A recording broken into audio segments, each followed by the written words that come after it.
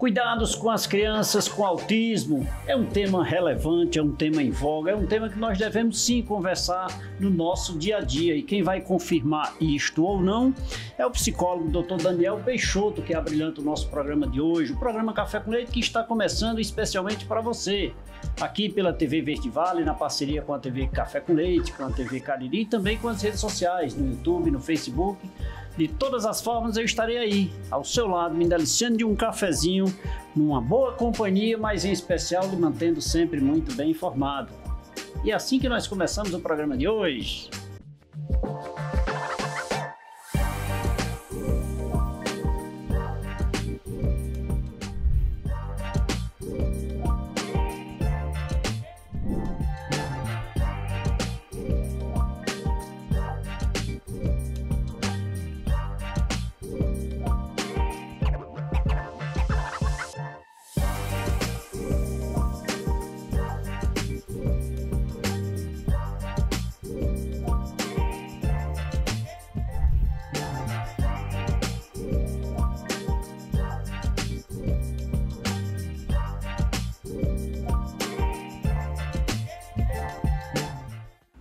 Doutor Daniel, primeiro, muito obrigado por você aceitar vir tomar um cafezinho comigo aqui.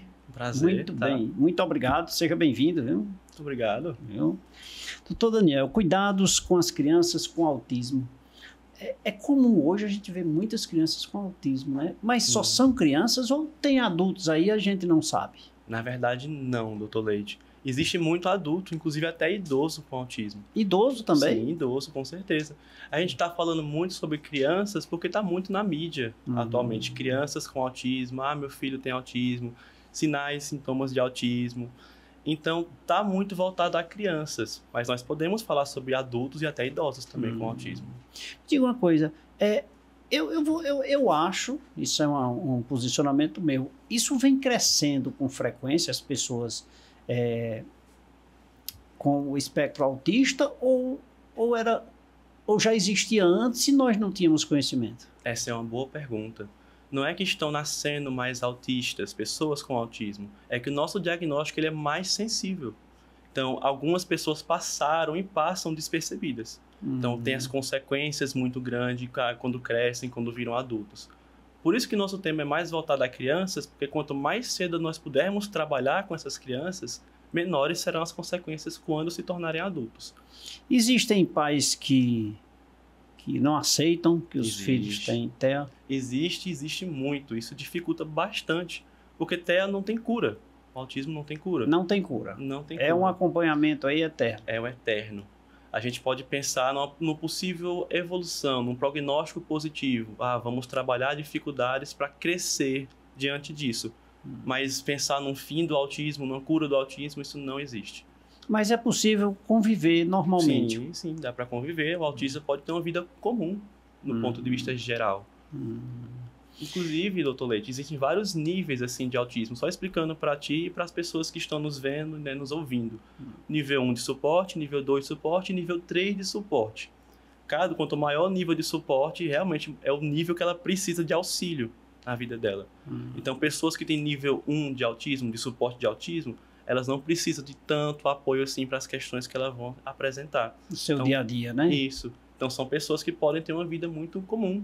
E você nem percebe. E o nível 3, aí você me corrija, porque eu não sou da área, mas o nível 3, digamos assim, é mais agressivo, mais avançado, para não dizer agressivo. É mais complexo no sentido. Complexo, sim. né?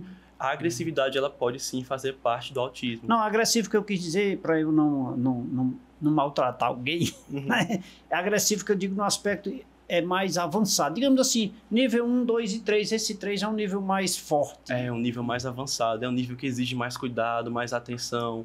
É um autista que tem mais estereotipia, por exemplo, é um pensamento mais rígido, porque são características do autismo, né? Um pensamento mais fechado, rotinas previsíveis. Então, quanto maior o nível de suporte, mais sensibilidade essa criança vai ter.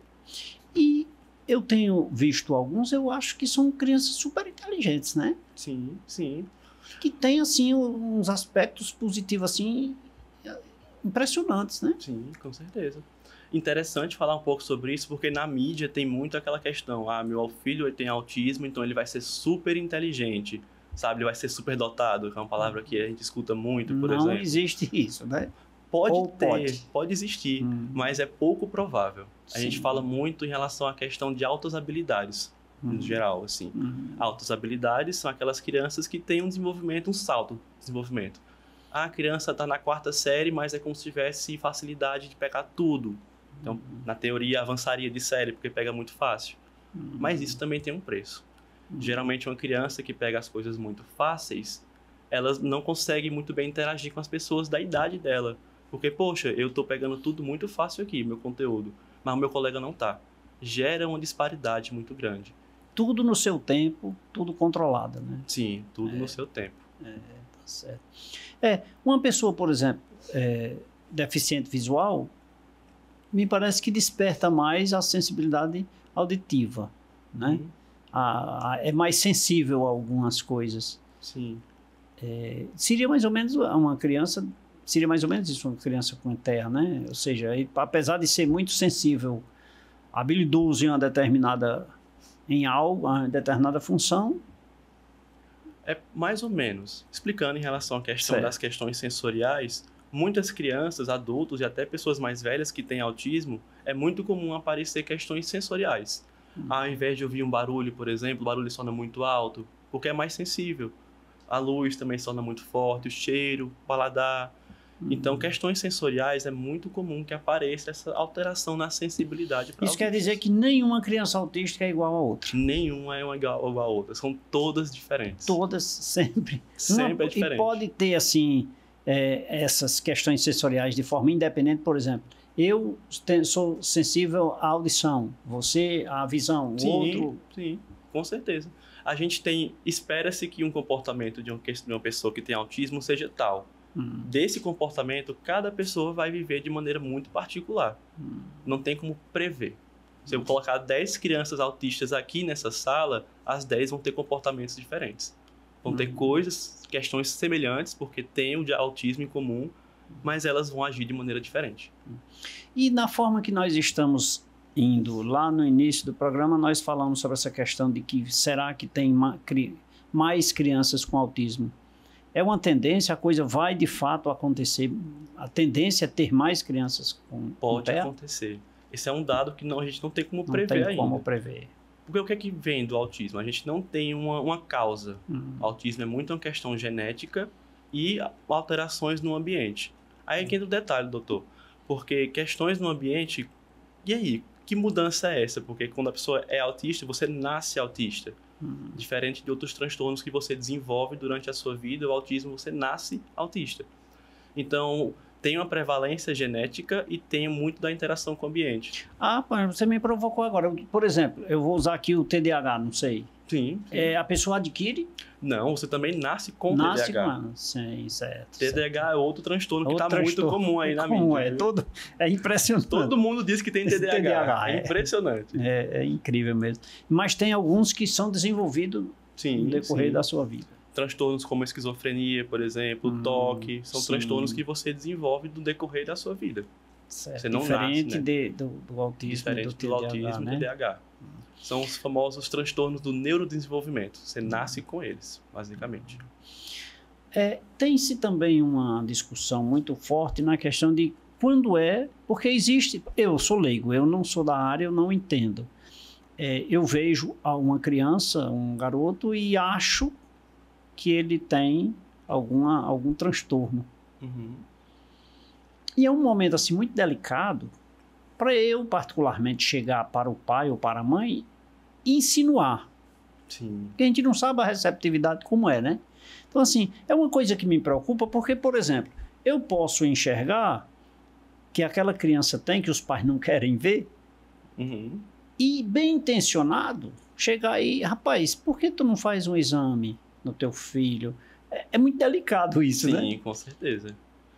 E isso me deixa assim... Eu gostaria muito de provocar o nosso telespectador de ajudar nesse aspecto. Sim. Se você sabe, se você conhece, diga. Mas eu não vou dizer porque o pai ou a mãe vai achar ruim. Sim. Isso é uma situação muito delicada, né? Com certeza. Uma frase muito comum é você ouvir: meu filho não é doido para ter essas coisas. Eu já ouvi isso várias vezes. E isso não é ser louco, né? Exatamente, Lógico. não é. Eu sempre falo que o autismo é um caminho diferente. É um caminho que não é errado, só é diferente. É um caminho que tem mais dificuldades, mas não deixa de ser um caminho diferente. Não deixa de ser. E precisa ser feito um trabalho assim, eu acho que muito incisivo nos pais, né? Com certeza, com certeza. Às vezes tem pais que acham que estão fazendo certo e não estão. Às vezes acabam até piorando as questões envolvendo o autismo. Então precisa se procurar um profissional especializado. Olha só, muitas vezes, porque o que é certo para um pai não é certo para mim, nem para você, Sim. nem para outras pessoas, né? Sim. Então, de repente, pode até estar atrapalhando a vida da criança. Com certeza, com certeza. E isso, resultados negativos no futuro. Com certeza. Quanto mais cedo a gente puder trabalhar com essa criança, menos prejuízo ela vai ter no futuro. Com certeza. Uma vez, quem é que fez esse diagnóstico? Porque me parece que é um trabalho multidisciplinar, né? Com certeza. Aí, doutor, tem vários caminhos. De um ponto de vista jurídico, qualquer médico pode fechar. Mas o ideal é pessoas que tenham experiência com autismo. Pediatra, neuropediatra, psiquiatra, que são profissionais que estão mais voltados a essa área. E o caminho que eu julgo ser ideal, além desse, é quando a criança passa pela equipe multiprofissional. Psicólogo, fono, terapeuta ocupacional, fisioterapeuta. Porque cada profissional vai dar a sua própria visão para o médico. Olha, eu faço um relatório, depois outro profissional faz outro relatório, justificando aquilo que veio e fundamentando. Aí o médico pega aquele relatório e dá a sua visão. Aí sim eu acho um diagnóstico bem feito. Mas o que a gente vê na prática é outra coisa. Às vezes a gente vê, eu já peguei várias vezes, vários relatórios feitos com uma única sessão. E isso é um absurdo. E uma única sessão é impossível. É impossível. Eu estou conversando contigo aqui tem mais ou menos uns 20 minutos e eu mal conheço. Você imagine uma sessão de 1 hora, menos às vezes. De fato, é. E para captar onde você... Ora, você não me conhece, eu chego aqui para uma consulta, um bate-papo, em 20 minutos, 1 hora, você me diagnosticar é muito delicado. É complexo. Mesmo, né? Serve até de alerta, inclusive, para os pais que estão nos ouvindo, sempre duvidar mesmo, assim, o diagnóstico feito com uma única sessão é complexo. É seu filho, cuidado, né? Sim. Não custa nada. Com certeza. Ou aumentar o número de sessões ou buscar novos profissionais, Sim. mas que faça, porque é o benefício do seu filho, né? Com certeza. E talvez sua, como pai ou mãe, né? Com certeza. Eu falo sempre nisso, porque realmente, assim, sempre na casa dos outros é tudo normal. Quando chega na nossa casa, é ruim. É ruim, a gente sempre tem um impacto. Mas na casa dos outros, não se preocupe, que isso é normal. Sim. Normal não, traga para si, né? Então, se invista dessa situação. Então, nesse caso, precisa ser trabalhado também os pais, né? Eu acho que primeiro, né? Porque a criança não tem poder de decisão e sequer sabe que é autista, né? Sim, com certeza. Trabalhar os pais primeiro, os pais precisam aceitar que dá a possibilidade da criança ter um caminho diferente, como eu falei, né, do exemplo. Precisam aceitar. Entender também, você pai, você mãe que está nos ouvindo, que está nos assistindo, que um caminho diferente é só um caminho. A gente precisa ver o que esse caminho exige, mas a gente precisa aceitar também que existe esse caminho. Há muito tempo atrás, eu creio que um pouco antes da pandemia, nós temos 13 anos no ar. Mas eu acho que um pouco antes da pandemia, me apareceu uma garota que fazia um papel daquela colaboradora, da professora de suporte. Eu não sei falar o nome assim, mas aquela professora de apoio. Sim, sim. Né? E ela cuidava exatamente de uma criança com autismo, uma questão de 8 anos atrás, talvez. E eu descobri, digo, vem pra cá pra gente conversar. Ela se vestia do Chaves e brincava e tudo. Legal. Naquele tempo. Aí hoje hoje os colégios já possuem alguns professores de apoio, né? Sim. Não 100%, mas já tem. Então vamos reclamar, vamos exigir. Sempre vai faltar. Sempre vai faltar, infelizmente. Mas vamos agradecer o que nós já temos. Sim, é pouco, mas não tínhamos. E hoje tem, né? Ou seja, seu filho já está inserido em um meio social que, de certa forma, talvez nem tivesse. Sim, com certeza. Então, são situações que envolvem uma série de cuidados que os pais precisam ter essa conscientização para ter seu filho inserido na sociedade. Sim, sim. E é tudo novidade também, né? Essa questão do autismo, ela tá vindo muito na mídia por agora, recente. Não tem nem 10 anos que isso vem tanto na mídia, assim. Sim. Ninguém estava tão preparado, assim, para acolher, para entender um pouco sobre isso também. Então, é natural que falte. Claro, a gente tem que cobrar, tem que ter suporte. Sim, sem dúvida. Mas é natural que falte porque não se falava sobre isso há um tempo atrás. E o número de crianças com o transtorno de espectro autista cresce mais do que o número de profissionais que chegaram para... É tipo isso. Mais ou menos por aí, né? E olha que nós temos a nível Brasil um número... Eu ouvi uma reportagem esta semana que eu acho que no Ceará, 238 mil pessoas detectadas com espectro autista. E neurodivergência, profissionais especialistas em neurodivergência, parece que tem um número muito pequeno na proporcionalidade. E né? tem. A balança não equilibra, assim. Não equilibra. Tem umas estatísticas que falam que uma criança a cada 54, 58, tem outras que falam que uma a cada 30 crianças tem chance de ter autismo. E é alto, né? A prevalência é alta. Sem dúvida nenhuma. Estou conversando com o psicólogo Dr. Daniel Peixoto aqui no programa Café com Leite com o nosso tema Cuidados com as crianças com espectro autista. Dr. Daniel, vamos beber água? Vamos, por favor. E você aceita um cafezinho? Com certeza. Por favor. Quer conhecer um pouco mais sobre os cuidados que devemos ter com as crianças com TEA? É simples, você fica ligado que no próximo bloco nós teremos muito mais. Daqui a pouquinho a gente volta.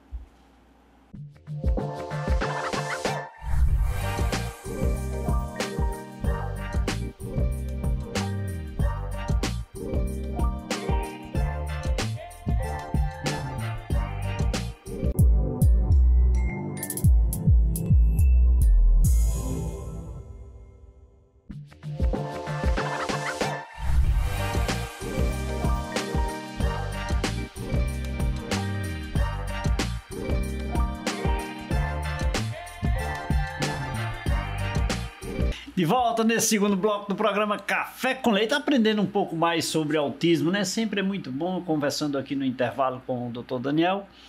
E percebe-se que a cada dia nós aprendemos um pouquinho mais, ou seja, nós descobrimos que de nada sabemos, que nós precisamos ter mais cuidados com essas crianças, com essas pessoas que são acometidas, que são portadores, né, desse transtorno. Então, o programa Café com Leite tem essa função de estar ligado, estar informando para você que nos acompanha, para você que gosta de debater o tema, que conhece alguém, porque hoje eu acho que todos nós temos relação com alguém que, se você não tem na sua família, tem alguém que você conhece com o TEA, né? Então é muito importante a gente conhecer e saber de tudo um pouco. E é o que nós estamos fazendo hoje, conversando com o Dr. Daniel Peixoto, ele que é psicólogo e abrilhanta o nosso programa de hoje. Não é isso, doutor Daniel? Eu acho que sempre conversar com frequência, em qualquer lugar onde você esteja, é uma forma de contribuir com a construção desse processo, né? Sim, com certeza. E precisa acontecer esse diálogo com os pais. Você, pai, você, mãe que nos escuta, quanto mais você fica nesse processo de resistência, porque eu mesmo já ouvi conversa de muitos pais. Ah, Daniel, eu não queria aceitar.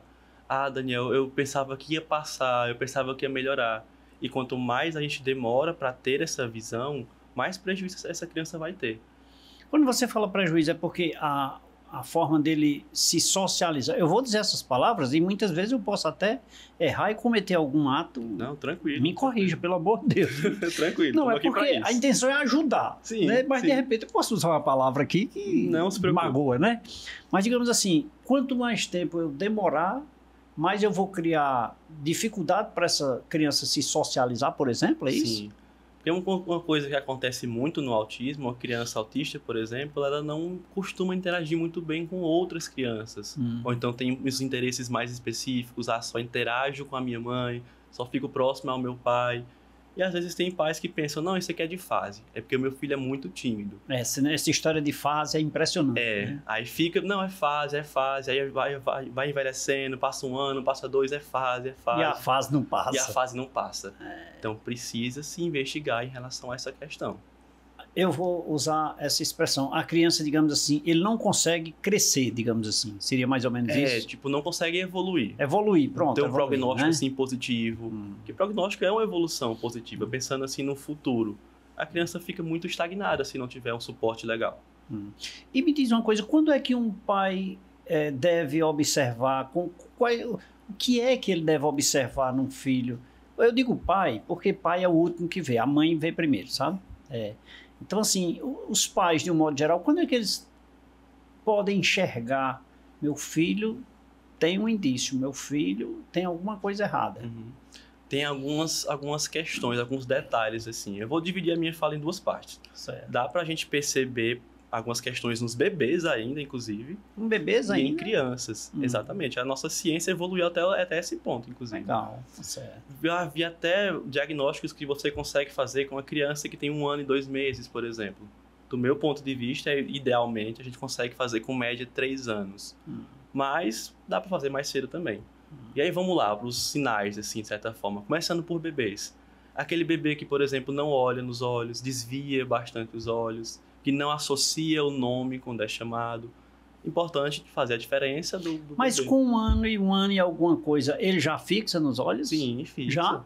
Uma criança, digamos, sem TEA, ele já fixa? Já fixa. O ideal é que fixe. Inclusive, quando ela vai ter aquele processo de amamentação, geralmente a criança olha bastante nos olhos da mãe.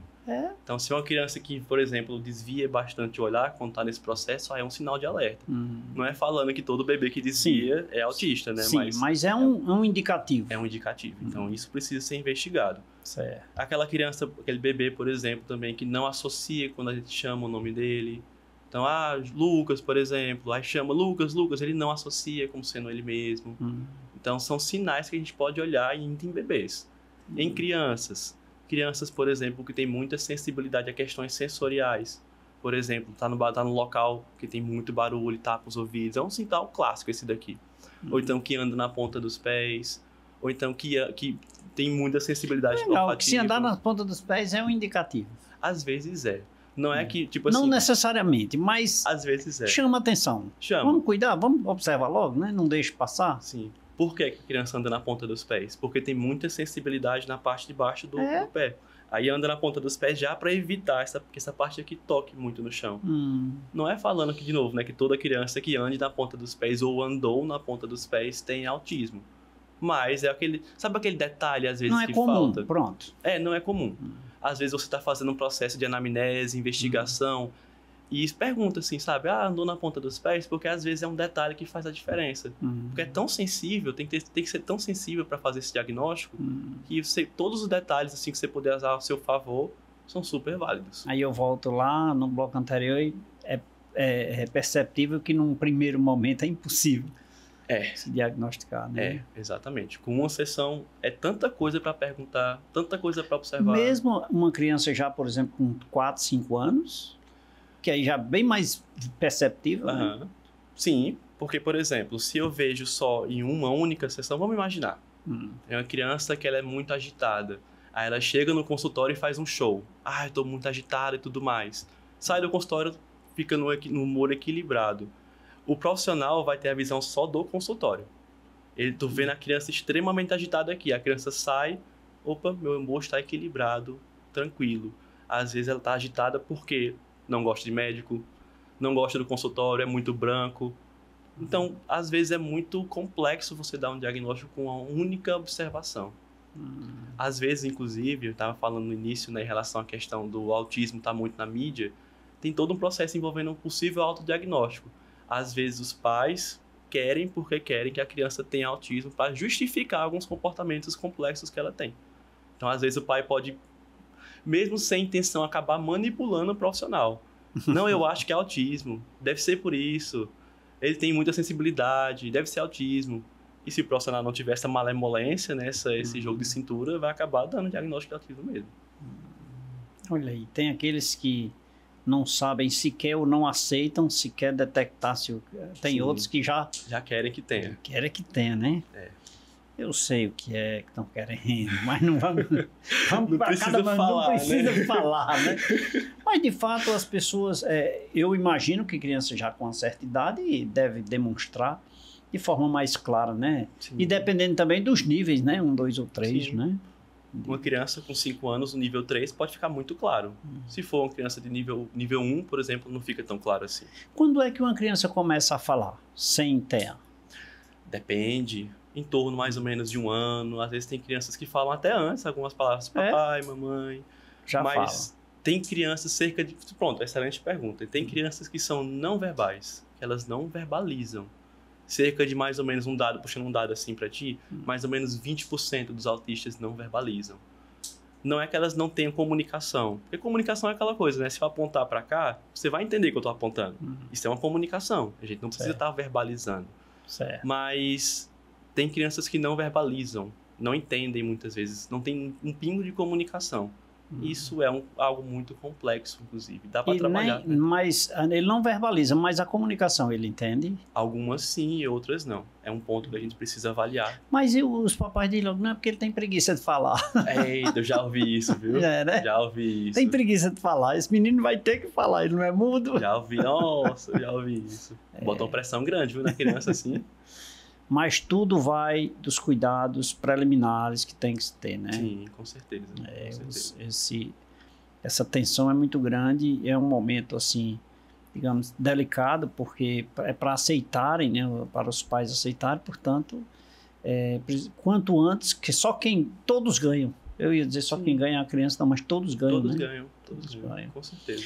E uma criança pode, sendo detectado cedo e fazendo esse diagnóstico cedo e fazendo as terapias convencionais, são diferentes, por exemplo, a criança que não verbaliza, aquela que tem problema da audição, aquela que tem problema no pezinho lá, sei lá, de caminhar, são cuidados ou terapias distintas, é? São profissionais diferentes. Por exemplo, a questão sensorial. Tenho muita dificuldade com toque, com sons, com cheiros. Geralmente, o profissional mais especializado em relação a isso é o terapeuta ocupacional, que aqui na região não tem muito ainda. Então, às vezes você vai para as clínicas procurando por esse profissional e não tem, porque está em falta. Tem muito pouco, eu já gravei com uns 2 ou 3 aqui, mas é uma dificuldade, viu? Pouco porque mesmo. não tem mesmo. Tem a agenda super lotada. Sim. Os poucos que tem, né? O psicólogo trabalha mais questões emocionais, a gente tenta abrir um pouco mais essa mente, não é nem mente, eu me equivoquei agora, mas essa tendência ao fechamento, essa tendência à rigidez. A gente trabalha muito em relação a essa questão. O fono trabalha muito a questão de fala. Se a criança não fala, como é que a gente vai se comunicar? Aí tem uma coisa chamada linguagem não verbal, que são aquelas imagens assim. Você trabalha comunicação, pede para a criança apontar, eu quero ir ao banheiro, aponta.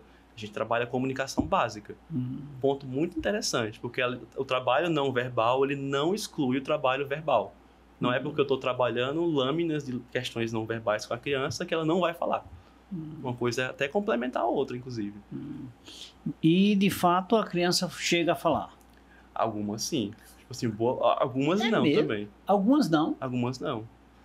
Tem até adultos assim que preferem não verbalizar, porque para eles o processo de verbalização ele é muito danoso. Tipo assim, gasta muita energia para falar, sabe?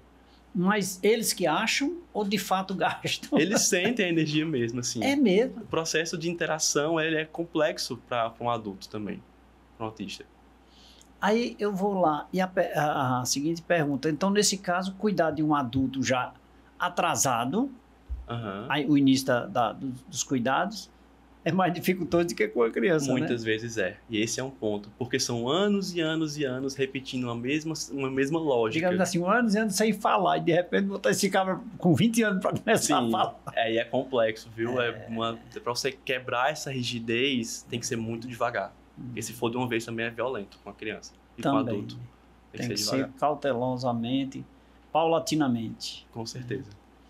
Mas é engraçado, esses são pequenos detalhes que, como eu disse, cada programa a gente aprende um pouco mais. Sim. São pequenos detalhes que têm o seu valor, que têm os seus cuidados, que a gente precisa analisar de forma muito especial para saber até conviver, porque socialmente essas pessoas vão viver. Sim. Né? Sim. Elas vão ter uma relação social no colégio, seja na sua vida externa lá no mundo profano, seja na sua casa com seus familiares, seus irmãos, mas terão um relacionamento. Então, precisa tudo isso. E a anamnese é quem vai diagnosticar, por exemplo, se ele precisa de cuidados auditivos ou de fala, de som, de voz, né? Sim. Às vezes dá para perceber na anamnese e às vezes você só percebe atendendo. opa, não perguntei sobre isso, ou então, opa, isso aqui não está na minha anamnese, ou então, opa, está aparecendo agora. Aí eu posso fazer, posso e devo fazer os devidos encaminhamentos para outros profissionais também.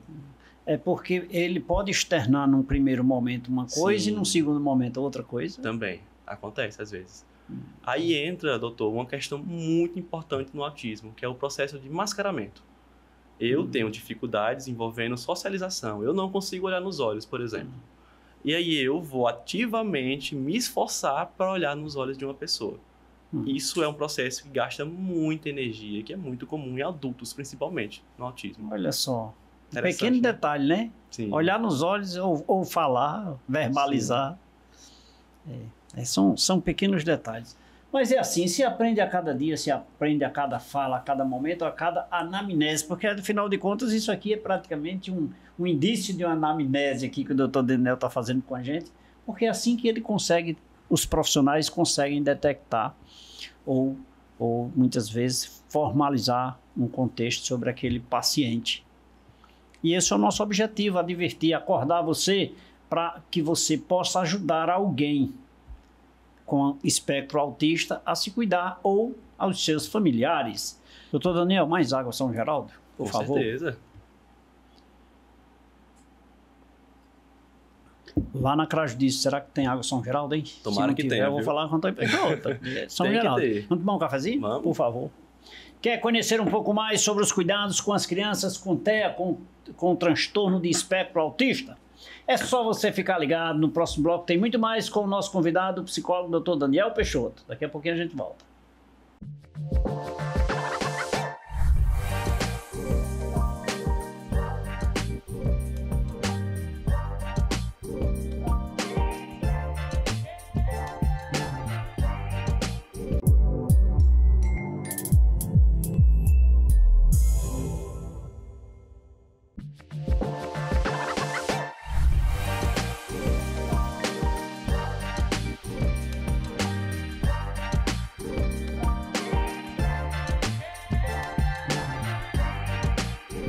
De volta nesse terceiro bloco do programa Café com Leite. Obrigado pelo carinho da sua companhia, obrigado pela sua audiência. É sempre muito bom me deliciar de um cafezinho, de uma boa informação para que você possa ficar bem instruído.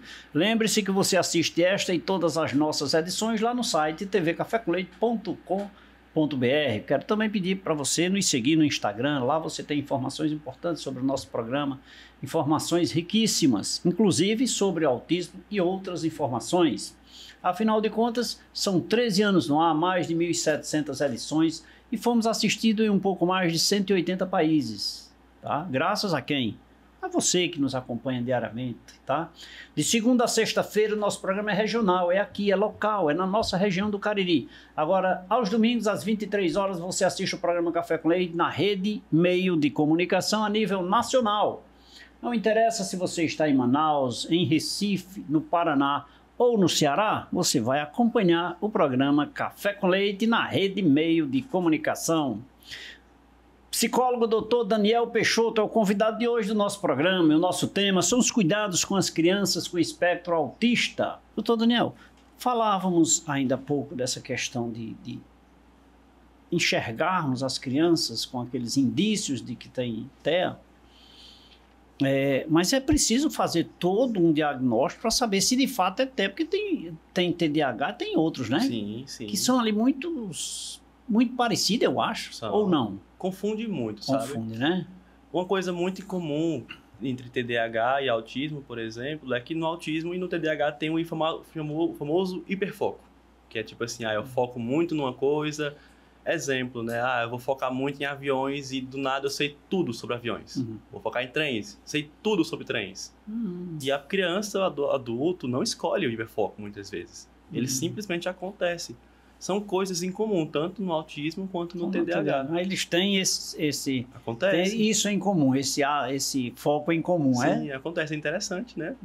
O autismo também pode ter muito aquela questão da hiperatividade, que é algo comum no TDAH, mas tem uma diferença muito sutil. No autismo é muito mais uma hiperatividade física, motora, é preciso estar em movimento. No TDAH é aquela coisa, meu pensamento é muito acelerado, muito rápido, Claro, que quando você tem um pensamento acelerado, é natural que o seu corpo também ficar batendo a mão, ficar batendo a perna, o braço, assim. Então é muito sutil, mas ele também é uma semelhança que eles têm um com o outro. Daí a necessidade de várias sessões, Sim, né? Sim, com certeza. Mais um motivo, né? Porque confunde muito fácil algumas questões também. Nas sessões, doutor, de um psicólogo, por exemplo, a mãe sempre está presente ou é só com o filho? O ideal é que seja só com o filho. Uma coisa que eu sempre falo para as mães é que, se a princípio a criança não aceitar ficar somente com o psicólogo, não tem problema se ela participar também. Mas é aquela questão, sempre afastando.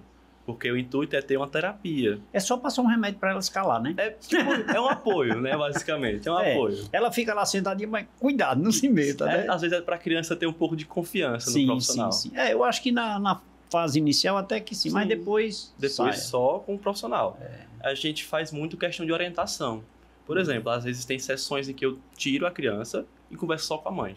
Trazendo orientações, sugestões. Vamos pensar em atividade tal. Sugestão de tal coisa para fazer. Porque não adianta só trabalhar na terapia uma vez por semana. A gente tem que ter uma continuidade em casa também. E um detalhe, é isso que eu ia te perguntar. Então, os cuidados não é só no consultório, né? Isso. Tem um dever de casa. Imagina só, eu falo não e você fala assim. O que acontece com a criança? Assim? A gente tem que seguir um caminho. Vai piorar. A gente tem que seguir um caminho parecido, porque senão não vai fluir assim. Tá certo. Agora, lá vou eu mexer com os pais. E os pais vão? Difícil, né? Às vezes vão. Eu gostei do às vezes, né? Então, isso quer dizer que poucas vezes, mas vão. As ocupações também, muitas vezes, a gente tem que entender, né? Dá pra compreender. Às vezes a pessoa tá muito no processo de tá trabalhando, por exemplo, ele não consegue ir. Mas é muito importante que os pais participem, que faz toda a diferença, né? Sim. Assim, eu acho que muda totalmente a rotina de uma família, não é nem de uma pessoa, né? Muda. Porque quando tem na família um autista diagnosticado, às vezes ele recebe uma atenção a mais. Às vezes até, inclusive, pode ser negativo. Porque a galera talvez não tenha muita informação sobre e acha que está fazendo vou jogar ele aqui no meio das crianças para trabalhar a interação social dele. E às vezes piora. Ele pode até, a criança pode até se esforçar. Eu quero me esforçar porque minha tia, minha avó, minha mãe está me falando para me esforçar. Mas eu não consigo. Aí gera uma tristeza, sabe? Muito grande. Então é muito complexo essa questão. Muito delicado. Mas o tempo é amigo, né? O tempo ajuda, né? Tem que ser. O tempo e um trabalho bem feito também. Um trabalho bem feito, né? E quando é que... A minha preocupação sempre é assim, por exemplo, lá no início eu falei, é difícil eu sugerir que alguém está com suspeita de ter, até porque eu não sei, se eu não conheço, eu tenho um indício, né? Digo, olha, eu acho que teu menino aí tem TEA. Procura ajuda. Sim. Aí vem a questão, procura ajuda. Quem ele deve procurar? Um médico, um psicólogo, um terapeuta? Quem? Excelente pergunta, que é uma dúvida de muita gente. A resposta é depende. Depende daquilo que for mais acessível. Porque é aquela questão. A gente sabe que se eu procurar um médico que entenda o que está acontecendo, ele vai fazer os encaminhamentos. Se você encaminhar para um profissional que entenda também, ele também vai fazer os encaminhamentos. Então é aquela coisa. Mas procure alguém. Procure alguém. Importante é procurar. Gerar um movimento aí. Porque se não gerar, entra naquela coisa das fases. Então não é o primeiro um psicólogo. Pode ser. Pode ser também, Pode né? ser. É porque às vezes a pessoa, como a gente tem muito acesso à informação, tem algumas mães que são muito ativas. Aí elas pesquisam, meu filho tem possíveis sinais de autismo. Que profissional eu posso procurar? Aí às vezes procura primeiro o psicólogo. Às vezes procura primeiro o médico. Aí vai depender muito. É muito relativo, né? É muito relativo. E daí saem as ramificações. Com certeza. E uma terapia, você disse lá no início também, que os cuidados com a criança com espectro autista não tem cura. É um cuidado eterno, digamos assim. É um cuidado eterno. Né? A gente sempre trabalha, independente se a criança tem autismo ou não, para a criança ter independência. Quanto mais independência ela tiver, mais saudável ela vai ser. Em relação à questão do autismo também. E aí, falando um pouco sobre a psicologia em si, a gente tenta ensinar a criança habilidades. Vou ensinar você... Não é aquela questão, você tem que seguir o que eu acho que é certo. Não é isso. Cada caminho é um caminho que vai variar de acordo com a criança. Então, eu vou ensinar habilidades para as crianças. Como é que eu tenho um autoconhecimento? O que é ansiedade, o que é nervosismo, o que é felicidade, porque às vezes essas questões elas podem ser um pouco mais complexas, porque nós aprendemos na interação social. Eu posso observar você para entender quem eu sou. E quando eu tenho dificuldade de interação social, como é que isso funciona? No autista, no caso, né? Então a gente tem que fazer todo um caminho para fazer com que ele fique o mais independente possível. São muitas minúcias, muitos detalhes muito que precisam ser observados, né? Mas veja só, ainda voltando para a questão da terapia, é comum mais hoje, independe ou é comum mais um profissional da psicologia, os cuidados com a pessoa autista? O que eu mais vejo são psicólogos. Assim, pelo menos a nível região aqui, que eu mais vejo que é o profissional que mais trabalha a questão de autismo é psicólogo. Porque fono também é um pouco complexo de achar, TO a gente já falou que não tem muito, né, terapeuta ocupacional. Então, psicólogo é o profissional mais comum, assim, de trabalhar com autismo. E me diga uma coisa, 1, 2 e 3 são os níveis. Isso. Todos precisam de uma terapia, de cuidados? O ideal é que sim. Porque assim, vamos imaginar um autista nível 1, que é aquele que tem menos dificuldade, por exemplo. Ele pode ter um nível de independência muito bom. Talvez ele não precise. Mas para ele chegar nesse nível de independência, seria muito legal se ele pudesse passar por um psicólogo, por exemplo. Ele pode sair do 1 para o 2 e o 3, Essa é uma respectivamente? pergunta complexa. Às vezes a gente consegue pensar sim numa mudança de níveis. Por exemplo, alguém que era nível 1 passar para o nível 2, ou alguém do nível 2 regredir para o nível 1. Mas essa é uma discussão muito, sabe, aquela coisa... Deixa muito a desejar. Assim. Exatamente, deixa muito a desejar. Porque quanto maior nível, maior dificuldade. Logo, se eu tenho menos dificuldade, logicamente eu posso regredir um nível. Mas é muito complexo essa saída de um nível para o outro. Falta um pouquinho de estudos aí em relação a isso. Não adianta se comprometer, é risco. Sim. Né? Vamos trabalhar, deixa o tempo, o cuidado dirá, né? Independente do nível, precisa de cuidado. Certo. Existe algum dos níveis que se faz necessário o uso de medicamento? Pronto, excelente pergunta. Medicamento. E agora, por que eu tenho que tomar medicamento? E o que é o medicamento em si? O medicamento mais comum para autismo é o risperidona, o famoso risperidona. Porque o que é que ele faz? Não é um medicamento, ele vai diminuir as questões do autismo. O risperidona faz com que você fique um pouco mais calmo. Diminui crise de raiva, por exemplo. Diminui as crises de agitação, que são questões comuns no autismo também. O que é que eu falo? Caminho medicamentoso nunca deve ser o primeiro caminho. A gente tenta trabalhar numa linha de terapias e se surgir a necessidade de um complemento, aí sim a medicação entra. Mas nunca deve ser o primeiro caminho. E a redução ou a exclusão de terapias ou de medicamentos, a criança é tendente a regredir, né? Exatamente. Acontece muitas questões assim, inclusive. Eu pergunto isso também porque tem muitos pais também que não têm condições, né, em alguns momentos, de cuidar do filho. Sim. Financeiramente, eu digo, porque tem as terapias, tudo isso gera um custo, gera... Sim. E o serviço público não oferece ainda tanto quanto necessitamos, né? Sim. O serviço público, ele oferece sim, mas é aquela coisa, deixa muito a desejar porque são muitas demandas, muitas mães. Não é só em relação à questão do autismo, tem outros transtornos também que o serviço público tem que abarcar. Aí as filas geralmente são muito grandes para ter acesso, né, a um órgão assim, infelizmente. É impressionante, e esses cuidados são cuidados eternos. E muitas vezes a gente culpa o poder público, mas, por exemplo, outro dia eu vi num jornal que uma prefeitura gastou, parece que 120... Era dinheiro que eu não sei contar, eu sou contador, eu não sei contar aquele monte de dinheiro para comprar um medicamento para um filho. Eu respeito a dor do seu filho, não resta dúvida. Mas será que esse dinheiro não poderíamos cuidar de 50 outras crianças que também, 50, 100, 200, sabe? Sim. É uma coisa assim muito fina que precisa ser analisada, né? Sim. Gente, olha, se nós analisarmos o tema, ele nos leva a uma dimensão muito grande de debates, de discussões e aprendizados acima de tudo, né? Doutor Daniel, como dito, temos muito o que aprender e o assunto ele é muito provocante, né? Provocante, e sempre que a gente conversa temos mais dúvidas e surgem mais perguntas a serem feitas. E eu, inclusive, participo de 3 grupos de WhatsApp. Tem uma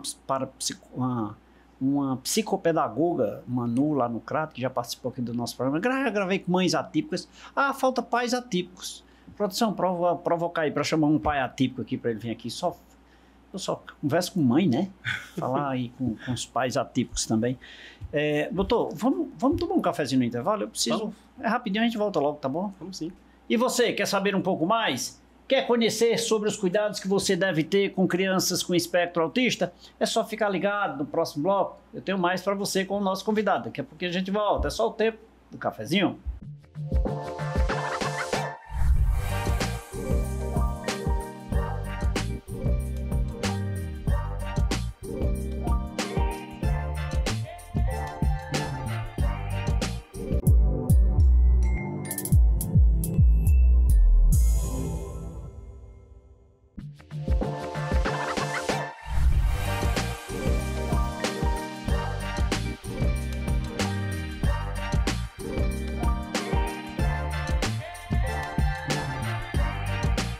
Eu falei que era rapidinho, já me delicei de um cafezinho, de uma água mineral São Geraldo, na companhia aqui do nosso querido doutor Daniel, mas agora eu quero só agradecê-lo, doutor. Muito obrigado aí, foi boa essa nossa conversa aí. Descontraída, legal, sim, informativa, crescente. Nada muito técnico, a gente tem que passar a informação mais clara possível também para a galera.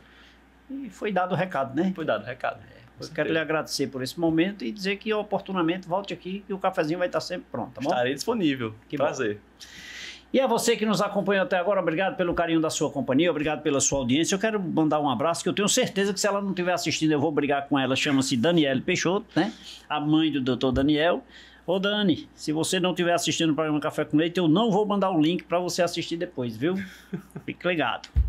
Mandar um abraço também para a doutora Francisca Bezerra, ela que sempre acompanha, ontem mesmo mandou aqui algumas mensagens no celular. Muito obrigado, ela é advogada e sempre acompanha o programa Café com Leite. Beijo para você, doutora, muito obrigado pelo carinho da sua audiência. Tadeu da Ecos TV, também sempre ligado, é o primo rico. O primo rico é Tadeu aqui, ele diz que é o meu primo rico.